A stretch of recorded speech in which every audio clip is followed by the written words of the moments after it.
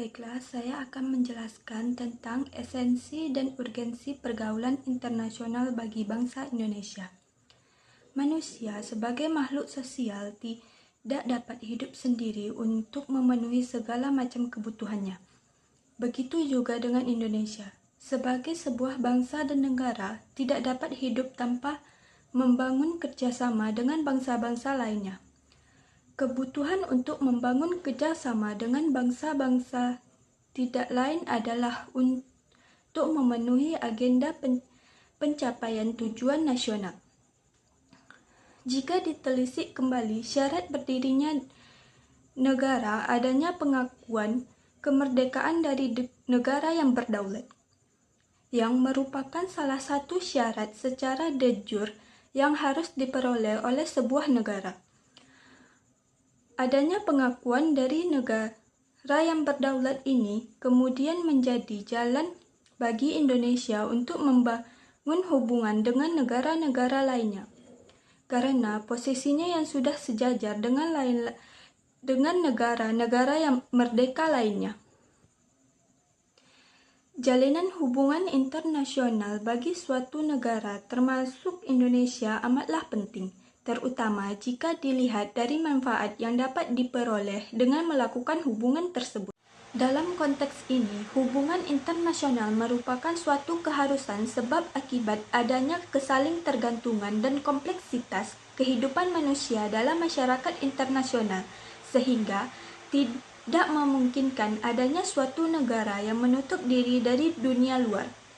Hubungan internasional dalam konteks saat ini tidak hanya terbatas pada satu bidang tertentu saja, melainkan melibatkan berbagai fenomena sosial menyangkut aspek ideologi, politik, hukum, ekonomi, sosial budaya, lingkungan hidup, dan pertahanan keamanan yang melintasi batas nasional suatu negara.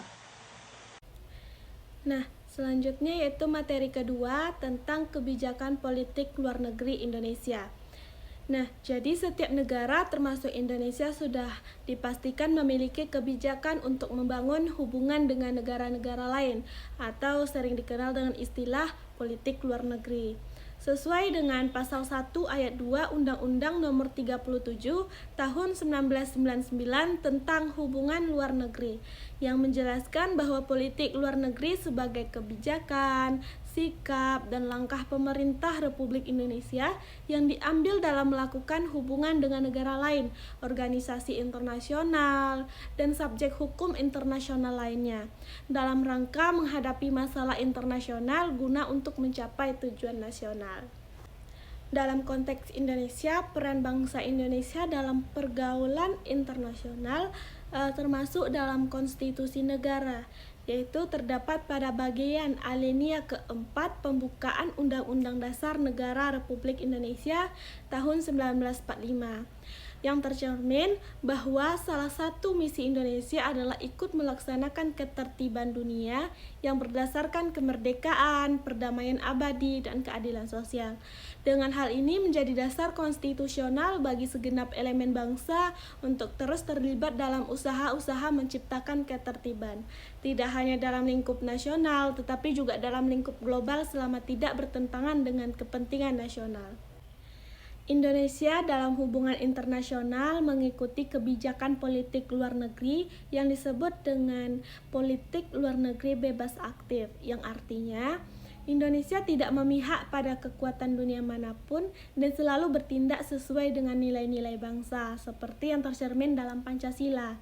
Nah, Indonesia juga aktif merespon masalah dunia dengan cepat dan punya sikap sendiri, bukan hanya menjadi objek dalam politik internasional, tetapi juga menjadi sebagai subjek yang menentukan langkahnya sendiri. Politik luar negeri bebas aktif berarti Indonesia membangun kerjasama dengan negara lain tanpa terikat kepentingan negara manapun, melainkan untuk kepentingan nasional. Nah, kebijakan ini bukan berarti netral, tetapi menentukan sikap dan aktif ikut serta dalam menyelesaikan masalah dunia demi terciptanya perdamaian, keadilan, dan ketertiban dunia. Penerapan kebijakan politik luar negeri Indonesia dilaksanakan melalui diplomasi yang kreatif, aktif, dan antisipatif. tidak sekedar rutin dan reaktif, teguh dalam prinsip dan pendirian, serta rasional dan luas dalam pendekatan yang terdapat pada pasal 4 Undang-Undang Nomor 37 Tahun 1999. Diplomasi ini menggambarkan jati diri diplomasi Indonesia yang berciri sebagai berikut. Yang pertama yaitu diplomasi yang tidak sekedar bersifat rutin, melainkan dapat menempuh cara-cara non-konvensional yang tidak terlalu terikat pada kelaziman protokoler ataupun tugas rutin belaka, namun tanpa mengabaikan norma-norma dasar dalam tata krama diplomasi internasional. Yang kedua yaitu diplomasi yang dibekali dengan keteguhan dalam prinsip dan pendirian, ketegasan dalam sikap, kegigihan dalam upaya, namun luas dan rasional dalam pendekatan yang bersumber pada kepercayaan diri sendiri. Yang ketiga, diplomasi yang dijalankan adalah diplomasi yang mencari keharmonisan, keadilan, dan keserasian dalam hubungan antar negara, menjauhi sikap konfrontasi ataupun politik kekerasan atau kekuasaan, menyumbangkan penyelesaian berbagai konflik dan permasalahan di dunia dengan memperbanyak kawan dan mengurangi lawan. Dan yang keempat, yaitu diplomasi yang ditopang oleh profesionalisme yang tangguh dan tanggap, tidak sekedar bersikap reaktif tetapi mampu secara aktif, kreatif, dan antisipatif berperan dan berprakarsa. Nah, kebijakan politik luar negeri bebas aktif inilah yang kemudian menjadi Indonesia memiliki karakteristik khas dalam membangun hubungan dengan bangsa-bangsa lain. Indonesia sebagai sebuah bangsa yang merdeka dan berdaulat dapat menentukan setiap arah kebijakan untuk memenuhi kebutuhan dalam negerinya sendiri. Baik, yang ketiga yaitu dinamika historis dan relevansi kebijakan politik luar negeri Indonesia. Secara historis, kebijakan politik luar negeri Indonesia yang bebas aktif dilatari oleh adanya pertarungan antara kekuatan besar dunia, yakni Blok Barat yang dimotori Amerika Serikat dengan Blok Timur yang dimotori Uni Soviet. Peristiwa tersebut merupakan perang ideologi yang kemudian dikenal dengan istilah Perang Dingin. Di tengah-tengah pertarungan dua ideologi besar tersebut, terdapat kepentingan nasional Indonesia yang memaksa Indonesia mengambil langkah cepat dan tepat dalam membuat kebijakan. Bung Hatta dalam pidatonya pada tahun 1948 menegaskan bahwa Indonesia tidak boleh mengutuk pada salah satunya karena Indonesia memiliki garis perjuangan sendiri. Bung Hatta mewakili pemerintah menyerukan bahwa perjuangan bangsa Indonesia harus didasarkan atas adagium, percaya kepada diri sendiri dan berjuang atas tenaga dan kesanggupan yang ada pada kita. Kemudian Bung Hatta menegaskan pendirian yang harus diambil oleh bangsa Indonesia, yakni bangsa Indonesia jangan menjadi objek dalam pertarungan politik internasional, melainkan harus menjadi subjek yang berhak menentukan sikap sendiri dan berhak memperjuangkan tujuan sendiri, yaitu Indonesia merdeka seluruhnya. Hal di atas sejalan dengan apa yang dimandatkan pada bagian pembukaan Undang-Undang Negara Republik Indonesia tahun 1945 alinea keempat. Mandat tersebut mensyaratkan adanya suatu geopolitik dan geostrategi yang harus diwujudkan oleh bangsa Indonesia sebagai implementasi dari hubungan antarbangsa dalam membangun suatu ketahanan regional. Hatta dalam Prianto tahun 2018 bahwa tujuan politik luar negeri Indonesia hendaknya diarahkan untuk yang pertama, mempertahankan kemerdekaan bangsa dan menjaga keselamatan negara. Yang kedua, memperoleh barang-barang yang diperlukan dari luar untuk memperbesar kemakmuran rakyat apabila barang-barang itu tidak ada atau belum dapat dihasilkan sendiri. Yang ketiga, meningkatkan perdamaian internasional karena hanya dalam keadaan damai Indonesia dapat membangun dan memperoleh syarat-syarat yang diperlukan untuk memperbesar kemakmuran rakyat.